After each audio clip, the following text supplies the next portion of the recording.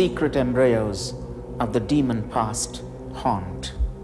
In the stale air of the dark in the old buried well, they crawl upside down on all fours and leap on the back of the shaft of sun which sings lullabies and go beyond into the garden of the basil bush. Water rots in the well, steam rises from it. All along the sky runs its street. The invisible point in the empty room of the dark cloud is the embryo shape which waits through 9 months. Wandering ghosts rumble, thunderclaps bring trouble, and the rain is the present of past forms. The laboring earth is robed in plowed and seeded fields, gardens of swinging fruit, ears of paddy and wheat, and the golden tops of temples and towers.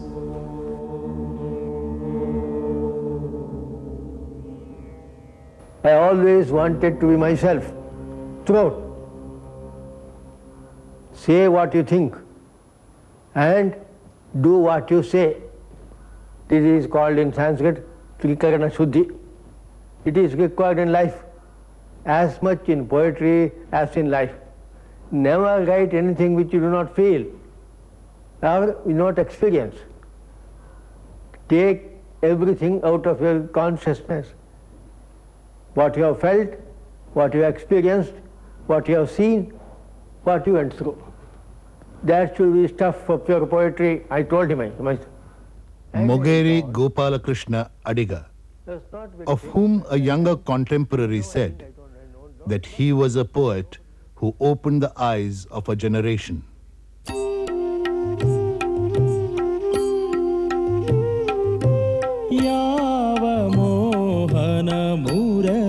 ಕರೆಯಿತು ದೂರ ತೀರಕ್ಕೆ ನಿನ್ನನು ಯಾವ ಬೃಂದಾವನವು ಸೆಳೆಯಿತು ನಿನ್ನ ಮಣ್ಣಿನ ಕಣ್ಣನು ಹೂವು ಹಾಸಿಗೆ ಚಂದ್ರ ಚಂದನ ಬಾಹುಬಂಧನ ಚುಂಬನ ಬಯಕೆ ತೋಟದ ಬೇಲಿಯೊಳಗೆ ಕರಣ ಗಣದಿ ರಿಂಗಣ ಒಲಿದ ಮಿದುವೆದ ರಕ್ತ ಮಾಂಸದ ಬಿಸಿದು ಸೋಂಕಿನ ಪಂಜರ ಇಷ್ಟೇ ಸಾಕೆಂದಿದ್ದೆಯಲ್ಲೋ ಇಂದು ಏನಿದು ಬೇಸರ. I was influenced first of all by Kadengod Shankarbhatta. I liked him very much. His Nalme, I read it a number of times. He was a good poet and traditional, of course. But would write very well. Have you read him? First influence was Kadengod Shankarbhatta.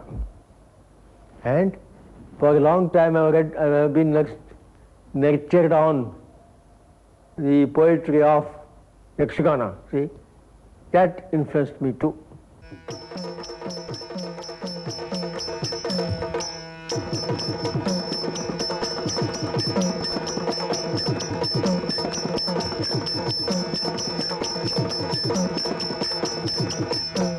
We started at 10 or 12 o'clock in the night and we used to stay there till morning. If we felt as sleeping, we would sleep.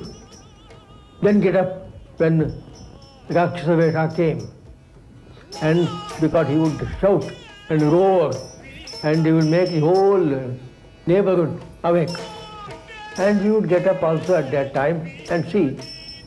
If not, lie down and sleep. But get up in the morning, early morning and go ahead.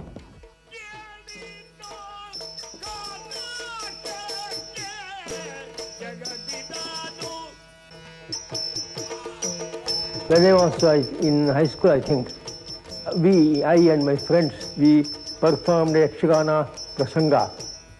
And we performed the whole play during the night. And it was supposed to be a success.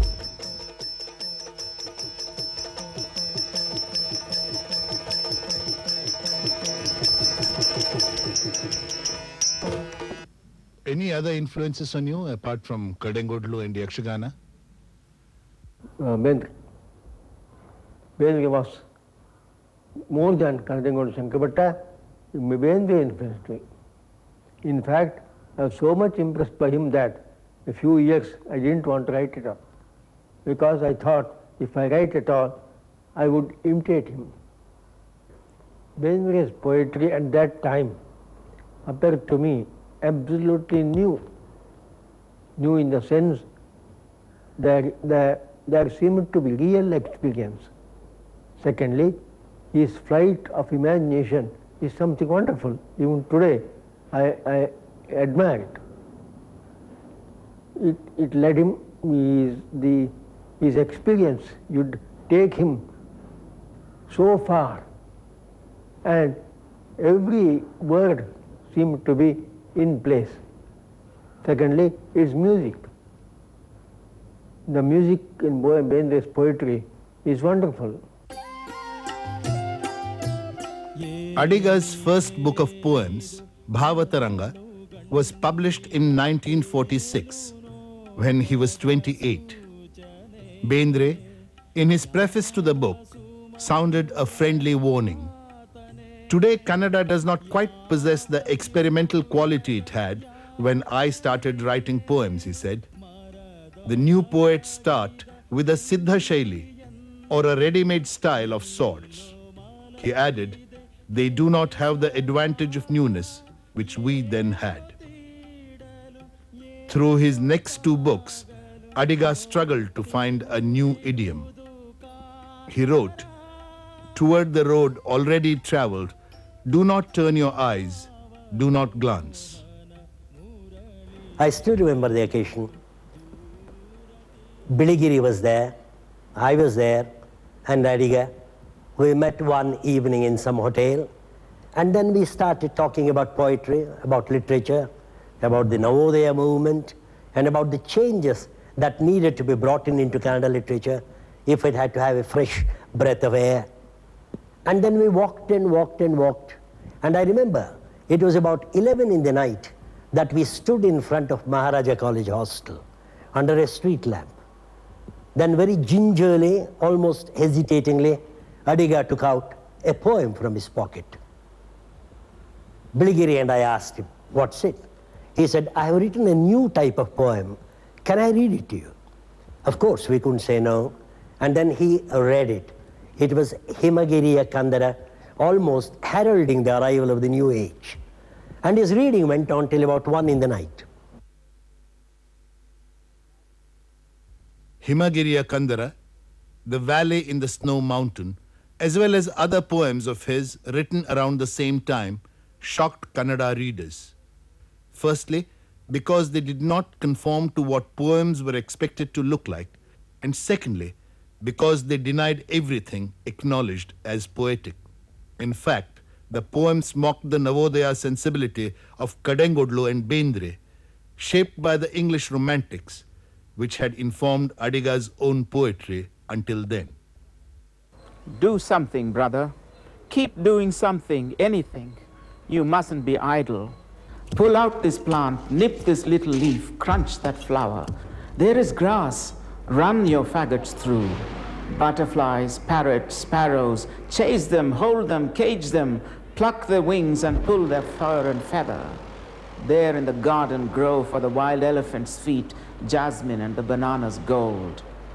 All over your walls, virility's master switchboards itch for your fingers. Close your eyes and pull 20 down. Earth, water, the skies, they're all your geese with golden eggs. Gouge them, slash them. But winter mists, light foggy walls that line the space between your face and mine. The road sighs and breaks in two under the eyes. A couple of mountain peaks rear their hoods and lower upon your head. Or lightning wings from the sirens that sing on every tree. Do they plunge you into anxieties and the dilemmas of reason? No, no, this won't do. You're a simple man, and that's your strength. Horse sense and the blinkers are your forte. Do something, anything, anything, brother. Idle men on burdens on the land. this is right, this is natural, this is the one thing needful. Adiga used to come to the center of city every day, every evening, with a large bag in his hand, and we would all meet at a coffee house which was in the center of Mysore. And then we would order 1x2 coffees and drink these 1x2 coffees for 3 or 4 hours. And since we were all very poor students, Adiga invariably paid the bill. You see. And then we talked and talked and talked on everything, on politics. And what was great about this movement was that we did not see any difference between our seriousness in contemporary affairs, our seriousness in literature. They were not apart. And we thought that the older poets had kept them apart, and hence their poetry had suffered. That was one of the convictions. Of course, I don't write much. I never believe in writing every Sunday. A friend of mine, I don't want to name him, he used to tell me, "Sir, I write a poem every Sunday. I'm inspired," he said. I said, "I'm not inspired like that way. I never get inspired. I only perspire and write," I told him. Adiga collected his new poems in a book called Chande Maddale.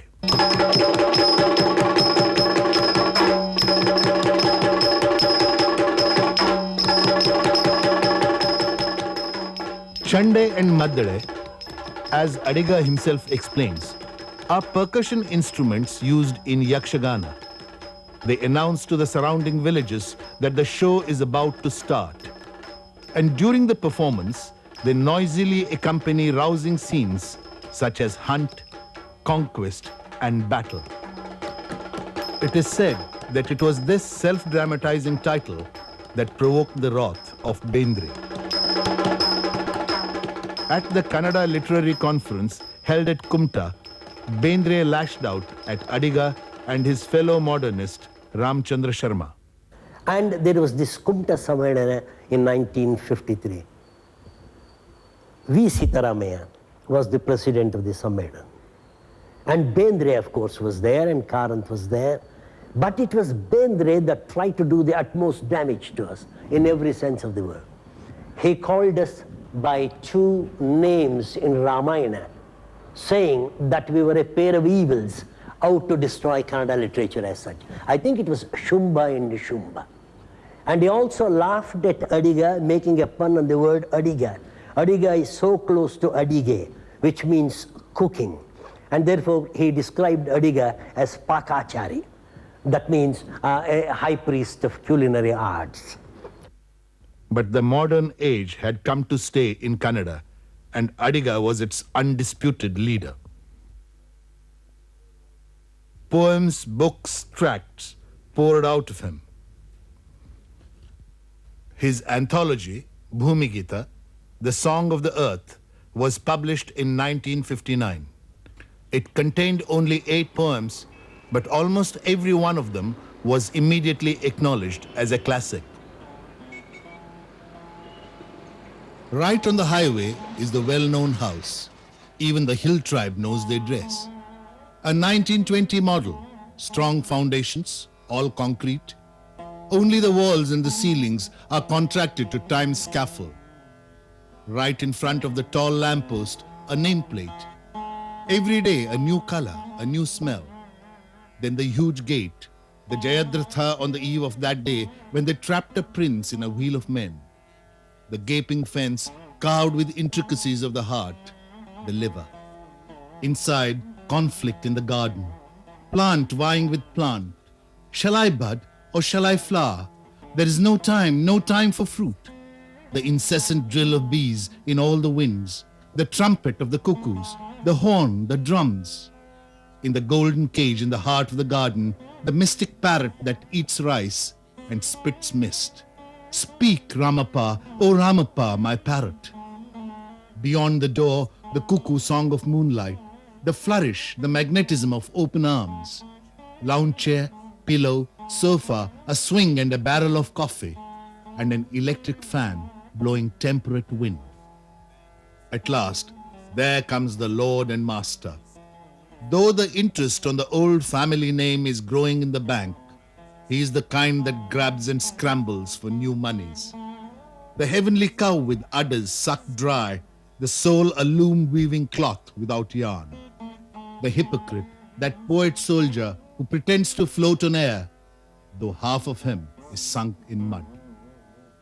As long as I stayed there, a lone ghost, hovering in a city under debris, a swimmer who jumped into a full pond only to find it run dry, and the feet in a mire, I lunched till I burst on the husk of beauty, truth and goodness, drained a couple of glasses from the magical faucet and got up, leapt to the hotel, modeled purely on European lines, and fell on the sofa.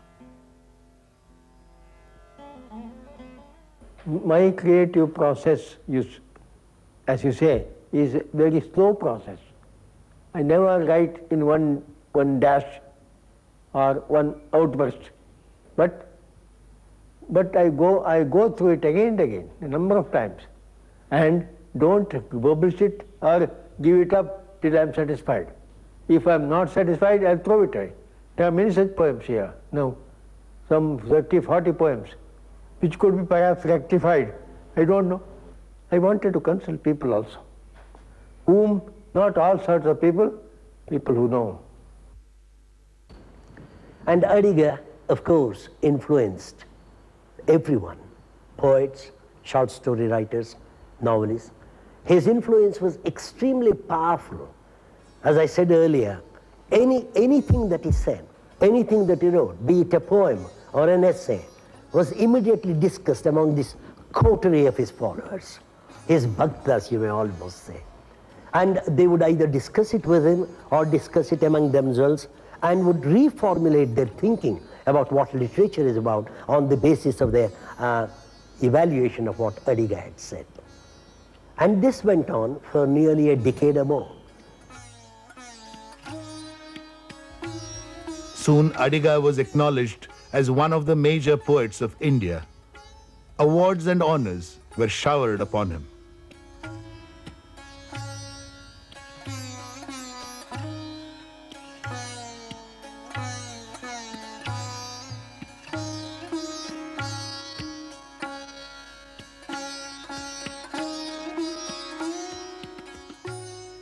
I remember the excitement of reading all the poems of Adiga. I still remember Adiga bringing his Bhumi Gita poem, a major poem at the time, and how it began.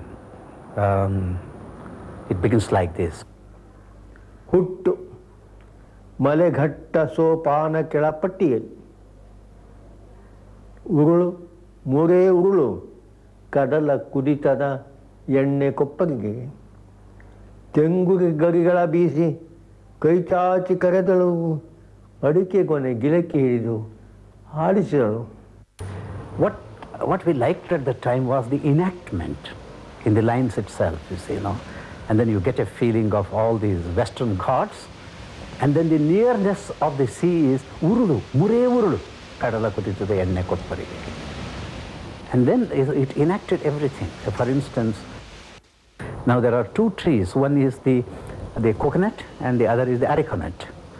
And the way they sway to the wind is different.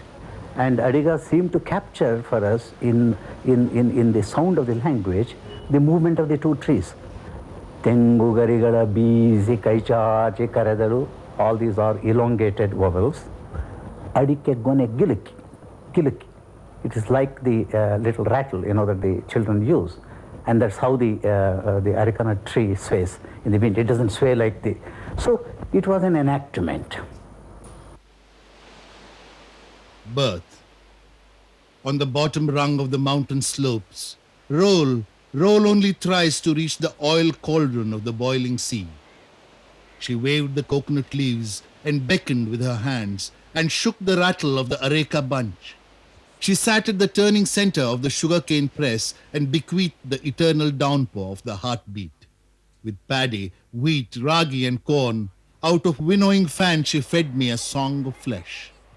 She laid me down on a cliff of fragrances of jasmine, bellflowers and jaji. She rinsed me in the sweetness of bird voices and bee sounds. To the apocalypse of the cloud in the sky, she joined below the spark of life.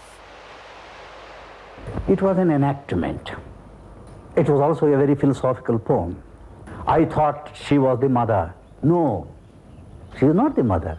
She is a Sakutai. My real mother must be somewhere else. You know, a feeling like that, which is so human, so personal, get transformed. You know, he is the first poet, I think, in Kannada who was Arsha Drishti. He went back to the Vedic lore, not in a celebratory spirit at all, but for search.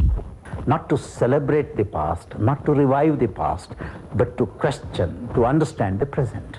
He has a deep memory of the ecstatic, the possibility of the ecstatic.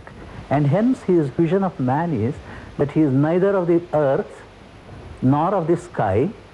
There is an element of the sky and the earth in him, whereas the real beings of the earth are Huli, Chirate, Ane, Kodaga, Katte, Ivu Ivala Sahaja Santana. These are the real children of the earth. The tiger, the snake, the bird, all these are the real children of the earth. Whereas in my case, I am part earth, part sky. And hence that great image which comes at the end of the poem, Bhumi Gita, the blind person is riding on the lame person. While we were shooting this film, Adiga often talked of his birthplace, Mogeri. Despite his ill health, he was keen to accompany us there and guide the shooting. Girish, my memory has become very weak now, you know that. For one thing, I'm old. For the other thing, what is that? You know that in 1986, I had a stroke. After that, I forget things too soon. I may forget tomorrow that you came to my house today. But I remember things of my childhood.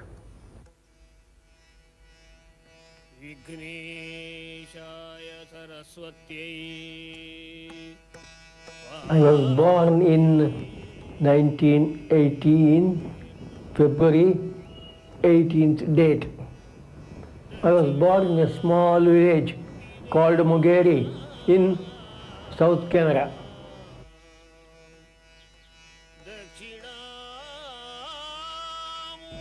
It was a small village, I said, but very beautiful. In the midst of beautiful nature.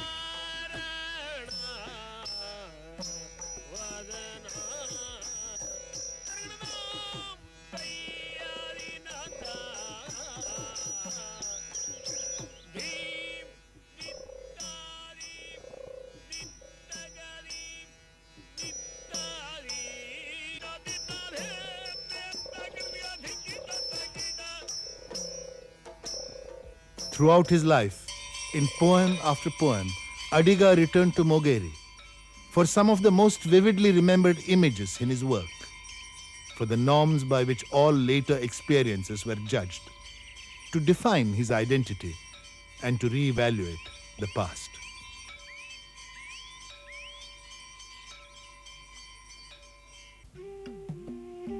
The banyan planted by grandfather.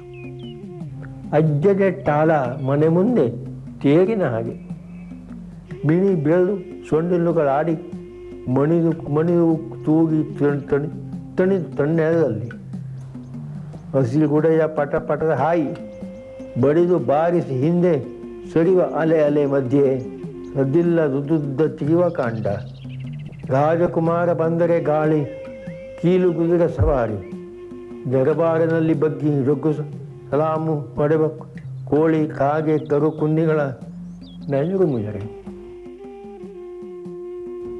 Our school was a mile away from our house. There is a small halla stream, and we had to cross it and go. That stream will be full during rainy days. We had to go through the edges of fields.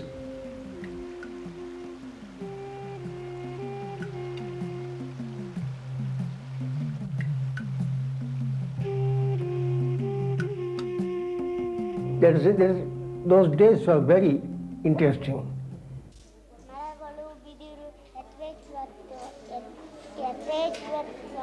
Our teacher, only one teacher was there, and the school building was quite good, all right. We had enough space, and there I finished my primary school.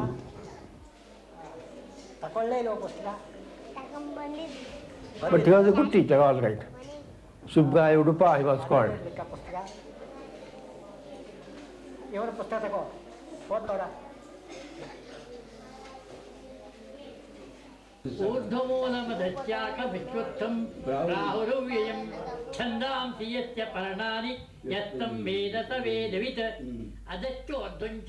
It was a joint family.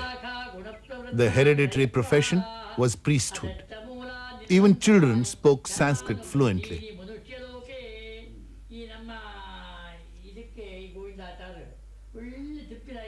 The men practiced astrology and were well versed in astronomy. Adiga's father published a Panchanga, an almanac, which was widely respected.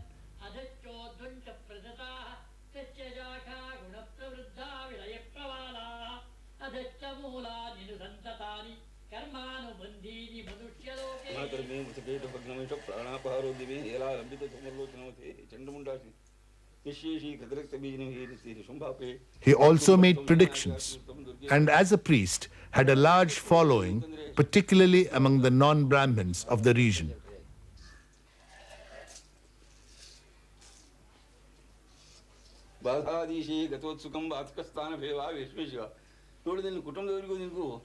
Adiga's family members pursue these professions even today. I even now remember my father. He was a good man, but he was too good. He was head of the family, but he never acted as head. Only he earned money and gave it to his brothers. And one of my uncles used to manage the whole thing. And there were one or two widowed sisters of my father also. One of them used to manage the whole house. My mother had no voice in it. She had to work, and she worked and died so. Working, she died. No voice. All the management was with my uncles or my aunt. ಇದೊಂದು ಹೊತ್ತು ಕಂದು ಹೌದಾ ಅಲ್ಲಿ ಒಂದು ನಾಟಕದ company ಬಂತು. ಇವ ದೇಹಾಲಂಕಾರ ಮಾಡುವನಲ್ಲ ನಾನು ವೆಂಕಟರಮಣ ಹೆಬ್ಬಾರ್ ಅಂದ್ರೆ ದೊಡ್ಡ ದೊಡ್ಡ ಇಷ್ಟು ಸತ್ತ ಪುಸ್ತಕದ ರಾಶಿ ಓದ್ತಾ ಕೂತಂದ. ಆ ನಾಟಕದ ಕಂಪನಿಯವರು ಸ್ವರ್ಗದಲ್ಲಿ ಇದ್ದಿದ್ದ. ಅವರ ಪುಸ್ತಕ ಎಲ್ಲ ಅಲ್ಲಿ ಇಟ್ಟಿದ್ರು. ಒಂದು ಈಗ ತಕೊಂಡ ಓದು ಶುರು ಮಾಡಿದ್ರು. Women in the house recited the epics and some wrote poems. Mukherjee, a distant relative, is a living example of that tradition. ಇದು ನಾನು ಹೇಳಿದ್ದು.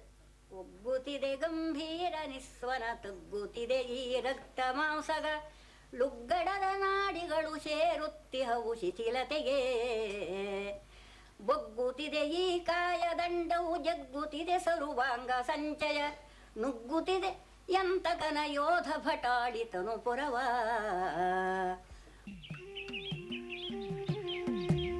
They were also agriculturists.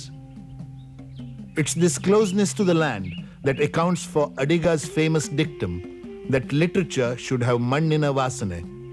It should smell of the earth.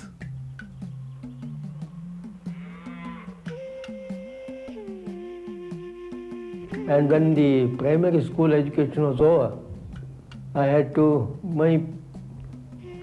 some of the people in the house wanted me to stay there, learn Sanskrit, and become a Purohit or a worshipper or an astrologer. But somehow they thought that at least one in the house should learn English, because English was becoming prominent in those days. Because when telegrams come, it was very difficult to get it read. So they said, let him go to Bainzor, to the middle school, and learn some English, not much.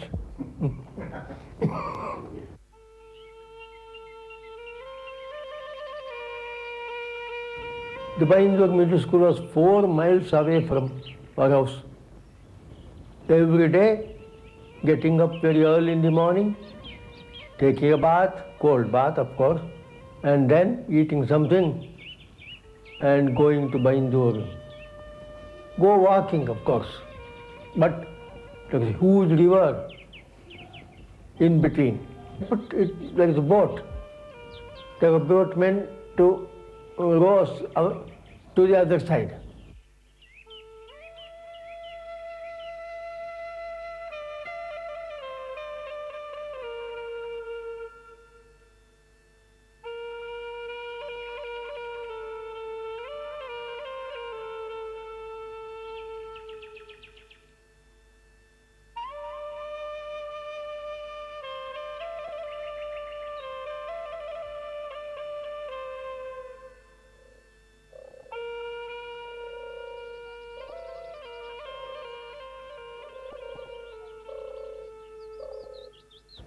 Before going to Baindur, there was a row of houses of Mohammedans. We were terribly afraid of them. We were holding our breath and walking, fearing that something may happen at any time. But of course, nothing did happen, would happen, of course. When the school was over at 4:30 or 5, we used to come back walking. It would be night by the time we came back. And I had to walk through these copses, small woods.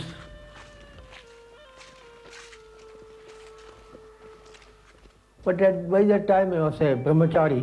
I had a yajnopavita.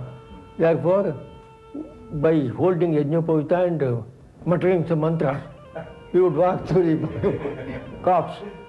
The life in Baindur, in the Bird High in middle school, my life was quite promising, helpful. In the class, I used to get the first place always there.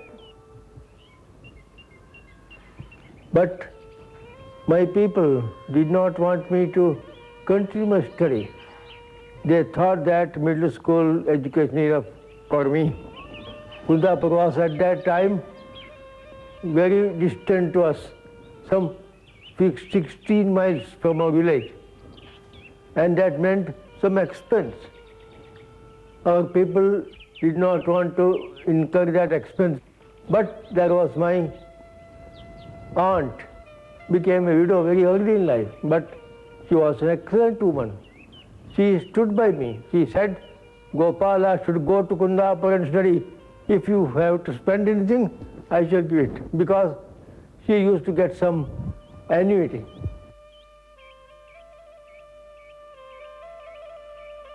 This high school was good at that time. I used to spend my time very happily there.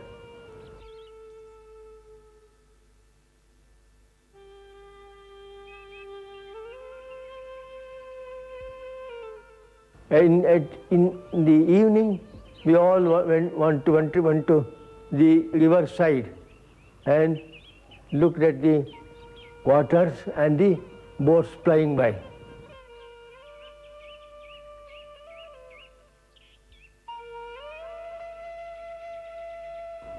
Every Saturday morning, we all went together walking to our house.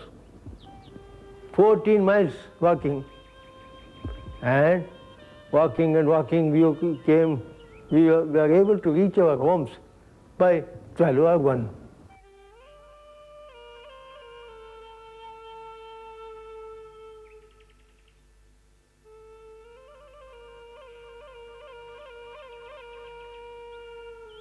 Now I have passed SSLC, and what should I do again? All my people at home are against my going anywhere for further study. But some others, my second aunt, she stood by me, and my second uncle. It was supposed that education will be easy in Mysore because there are many charitable people who are willing to help students. I can have weekly meals there, it's called. That is, eating every day in one house. Actually, Adiga did not need to depend on free meals from charitable relatives to continue his education. His family was well-to-do and could afford to pay for his education in Mysore. But his father, the real head of the family, was not interested in family matters, while the uncle was interested mainly in conserving family wealth. For all his nostalgia, Adiga's autobiography, Nenapina Ganinda, From the Mine of Memory, has some caustic comments to offer on life in a joint family. But Mysore, in his own words, was like a miracle. His intellectual horizons widened.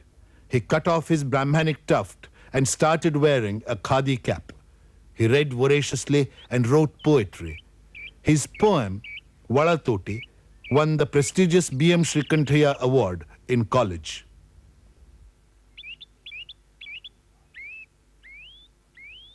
After his MA, he took on a series of temporary teaching jobs, stepping in for teachers away on leave. He moved ceaselessly from place to place. At last, St. Philomena's College in Mysore offered him respite. He was appointed assistant professor in English and stayed there for 10 years. It was a very productive period in his life. From 54 to 64. Then 10 years I was very happy there. I had served in 13 places later. By nature, I stick to a place. I am not a wanderer by nature, not a gambler. I will stick to a place. But most fortunately or unfortunately or accidentally, I don't know how to describe it, but I had to move from place to place. 13 places. After that, after passing my MA examination in Mysore, I had to serve in 13 places.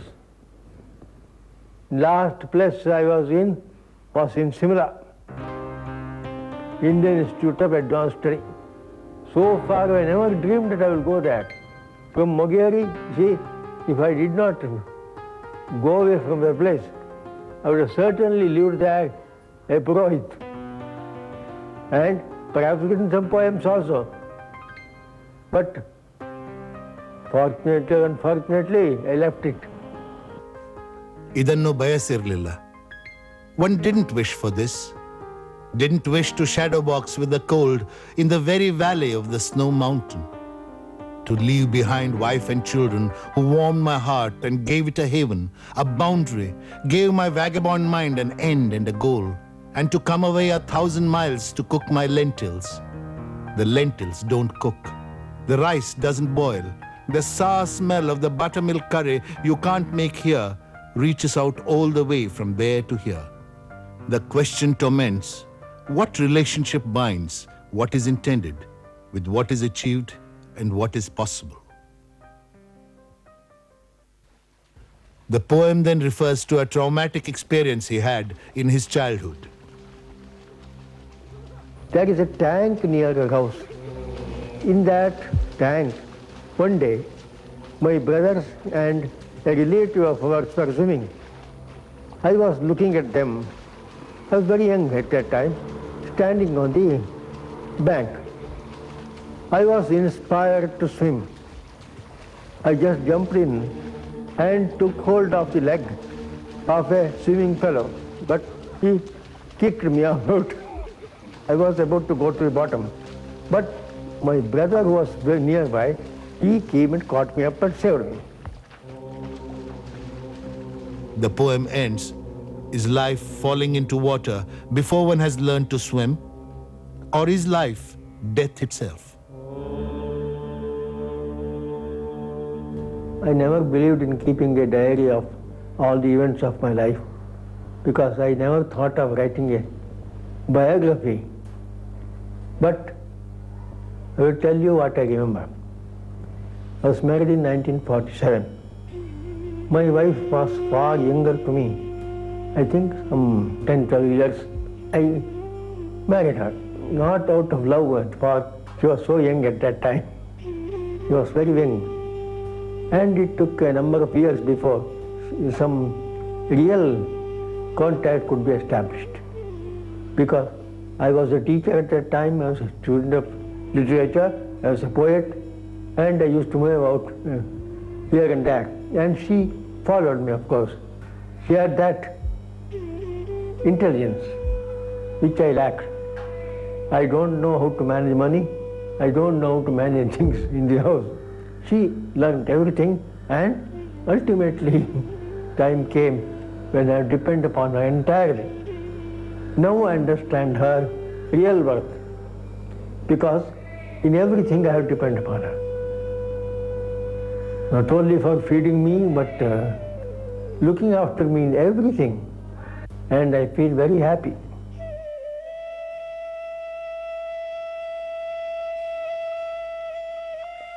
Without her, I would have perhaps died by now. I would have preferred death.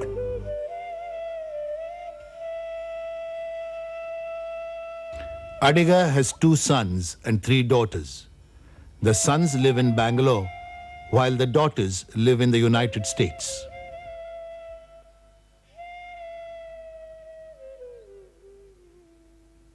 Adiga's childhood had been spent in an atmosphere of political fervor. All the people in the house were followers of Gandhi, non-violence, and Satyagraha and all those things.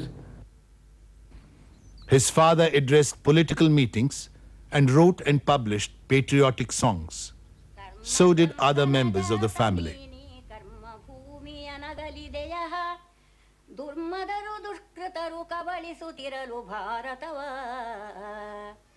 ಮರ್ಮವರಿಯುತರಾತಿ ಬಲವನು ಕೂರ್ಮೆಯಿಂದಲೇ ಸದೆದು Hindu ಧರ್ಮವನು ರಕ್ಷಿಸಿದೆ ಗತಿಯಿನ್ನಾರೋಪಿತ ನಮಗೆ.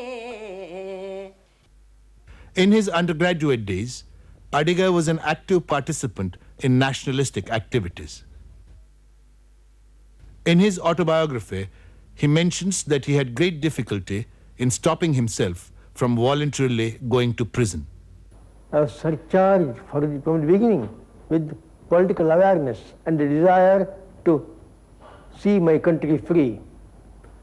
But anyway, when freedom came later, I soon realized that what we attempted to get is not achieved. The country was free, but not free from the wickedness of people, their corruption, their desire to self-gratification. That, I think, was a major thing which changed my mind. Nothing more could be hoped from Congress, I thought, and therefore my mind went to socialism. And that led to me to write many progressive type poems, Prasila Kavya.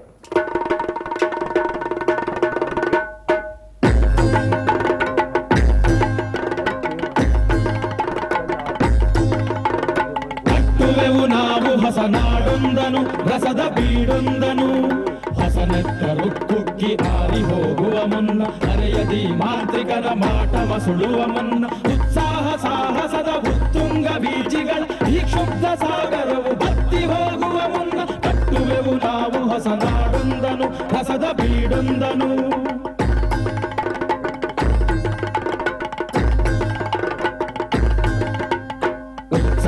ಉದ್ವೇಗ ಉದ್ರೇಕಗಳ ವೀರ ಯುವ ಜನದ ನಾಡಗುಳಿಯು ಅದರ ಹಾರಾಟಕ್ಕೆ ಬಾನೆಗಳಿಯು ಬರಲು ಬಿಡವೆಂದಿಗೂ ಅದಕ್ಕೆ ತಡೆಯು ತಡೆವವರು ಬನ್ನಿರೋ ನಡೆವವರು ಬನ್ನಿರೋ ಕೆಡೆ ನುಡಿವ ಕೆಡೆ ಬಗೆವ ಕೆಡುಕು ಜನರೇ ಬನ್ನಿ ಕೊಟ್ಟವಿದು Tarasu, Katti Mani, and others. ನಿಮ್ಮ ಮಸಣದ ಮೇಲೆ ಕಟ್ಟುವೆವು ನಾವು ಹೊಸ ನಾಡೊಂದನು ಸುಖದ ಬೀಡೊಂದನು ಕಟ್ಟುವೆವು ನಾವು ಹೊಸ ನಾಡೊಂದನು ಸುಖದ ಬೀಡೊಂದನು ಕಟ್ಟುವೆವು ನಾವು ಹೊಸ ನಾಡೊಂದನು ಸುಖದ ಬೀಡೊಂದನು.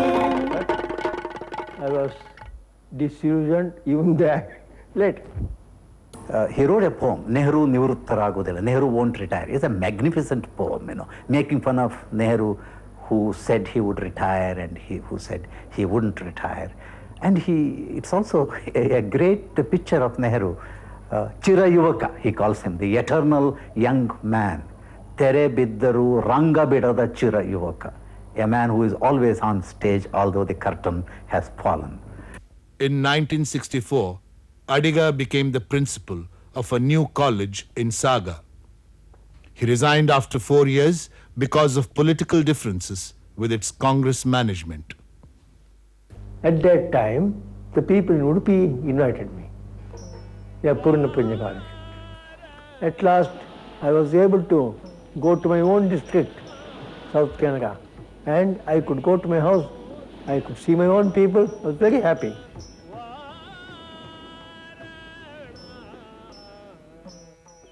When all is said and done, however cosmopolitan you are thrilled when you go to your native place.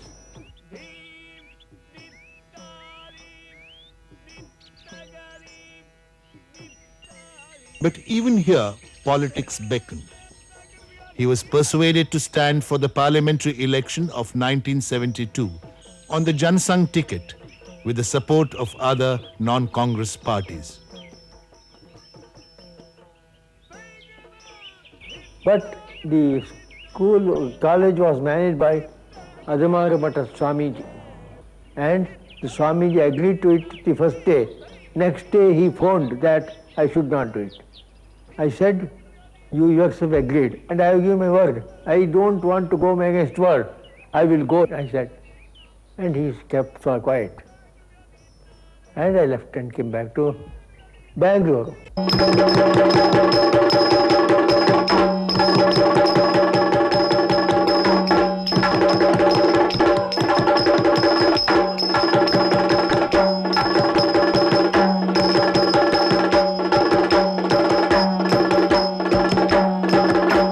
Lost the election. The college authorities suspended him. Everything is decided in this country by one's caste and by one's impossibly good talk. Election winning depends entirely on one's caste, the money one can distribute and the liquor one can provide. But I never did all those things. And our people worked very hard. In the right direction they worked. All the RSS people, Jansangh people, they selflessly worked. And they are tolerant also. They never begin anything against any community they belong. They are true Hindus. Don't do anything out of fear. Don't be cowardly. Be a brave man. Kshama virasya bhushanam. That point they have, and appreciate it. Would you like to comment on the Ayodhya issue or not? No, I don't. I think his fear of communism, his fear of the collective, being totalitarian, made him take this. But my point was that the collective could be totalitarian even in your choice. So we had differences about that. But his poetry is much more complex than his political attitude. Yes. Among all our authors and writers, poets, the only two people whom I wanted to meet personally and bow down were Bendre and Karnad. I don't bow down to people. I stand squarely up and look at people. I don't want to bow down to anyone, but there are two very great people whom I respect. Karnad for his honesty of purpose, his straightforwardness, He is many-sided, intelligent, and imaginative. Beyond for his greatness as a poet. No one like him anywhere. In India at that time, perhaps in the whole world. Therefore, I bow down to him. Lord, plying the well-known pumps of heraldic praise, your hirelings bend double. Others, gouty wagtails, lick the land for crumbs. One snuffs his candle out and seeks like a eunuch leech the warm marshes in the cracks of light. Another sissy gives his back to the time-fed rumps and sheathes his dagger deep. Lord, I am not one of these. The taper wavers in the wind. Even electric lamps are vulnerable to a blow. Your mountain of vapors condenses to a seminal drop and digs into the earth in its arrogance and spills itself everywhere. For liquefaction's ecstasy, even A group of Kannada writers complained to the chief minister that this poem was pornography passing for literature. Adiga received a note from the chief minister's office asking him to see the chief minister at the latter's convenience. Adiga replied, I do not see what there is for me to discuss with the chief minister. I am a poet, and if the chief minister has his convenience, I have mine. He added, it's not possible that this poem is obscene. Habit of bearing upon its back the airy thighs of the immense world. Forgetful of the little bed chamber upstairs, you are the one, the only one with the seminal sap rising to burgeon in no common loins, nor waking to pour it between compatible legs. Awareness such as this, my prince, is an egg half brooded over. Let the great hawk come bursting through his shell, churning the winds like a silver gleaming staff, while the burdens loosen under your haunches.